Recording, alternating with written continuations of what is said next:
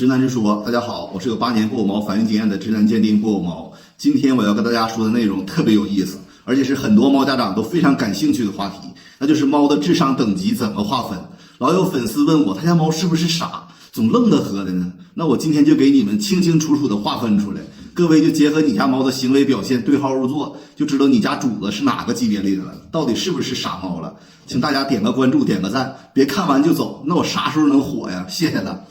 闲言少叙，正片开始。第一个等级青铜，这个级别里的猫呢，最明显的特征就是不知道该怎么去到高的地方，就算有明显的登高途径也找不到，就只会在地面和比较低的地方活动。另外呢，还有个明显的特点，就是它们也基本找不到逃脱当时所在环境的出路，所以呢，就非常容易把自己给困住，属于能进去一个地方就是找不出来的那种。但是呢，往往这类型的猫呢，都呆萌可爱，总能做出特别搞笑的举动出来，比如直勾着手，咣当一下子撞到玻璃门，就是这种猫。但我也建议各位猫家长，由于这类猫容易把自己给困住，当你发现它们不见的时候，一定要好好找找它在哪儿，别出危险。这类猫在猫里占比就非常低。白银这个级别的猫最大特点就是不会买粑粑。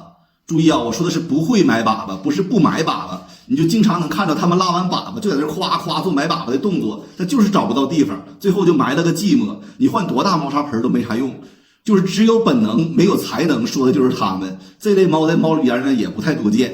黄金这个层级的猫就是猫界最常见的群体了，猫该有的本性技能基本都会，能爬高，能钻洞，会买粑粑，会搞笑。最大的特点就是去高处还懂得找反向路线。但是呢，像什么扔东西往回叼这些技能，它就很难学会了。就是猫的天赋技能没问题，但是转职成为猫界特技演员就不可能。在猫界的占比是最多的，各位猫家长家里边基本也都是这类的主子。钻石，如果你家猫的行为符合这个级别里的表现，我就得恭喜你了，你家猫就可以称之为猫界的天才，喵星者联盟里的钢铁侠了。他们会知道房间门是推开还是拉开的，知道你放猫罐头的冰箱门是能抠开的，会观察你是怎么用门把手开门的，而且它都能学会。只要你的门没有锁头，它就能自己开门走出房间。最主要的是呢，它清楚的知道这个家谁喜欢它，谁讨厌它，知道讨好谁能得到好处，远离讨厌它的人。这一类猫在猫界就是百中无一呀。来，宝拉基本上就属于将来就是这种情况。王者，掌声呐喊声都给我响起来，欢迎猫界智商界的天花板出场。猫到了这个层级就已经不能称之为猫了，它们已经修炼到几乎摆脱了猫科该有的所有习性。你会发现，你用对付一只猫科动物的方法已经完全对它们没招，它们甚至会做出对你鄙视嘲讽的神情，而你却真的能感受到它们在嘲笑你。另外，它们会忽然学会很多莫名其妙的本领，比如打开水龙头喝水，蹲在马桶上拉粑粑，不用专门训练就知道跟你玩扔东西叼回来的游戏。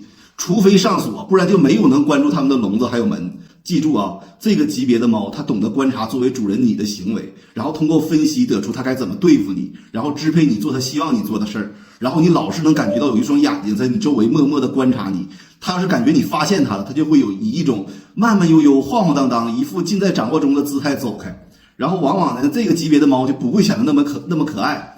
它们都是天生打通任督二脉的江湖高手，世所罕见的武林奇才，用万中无一形容一点都不为过。最后我不得不感叹一句啊，如果你家里真的就有这么一只猫中的绝世高手，真不知是该祝贺你还是同情你了，自求多福吧。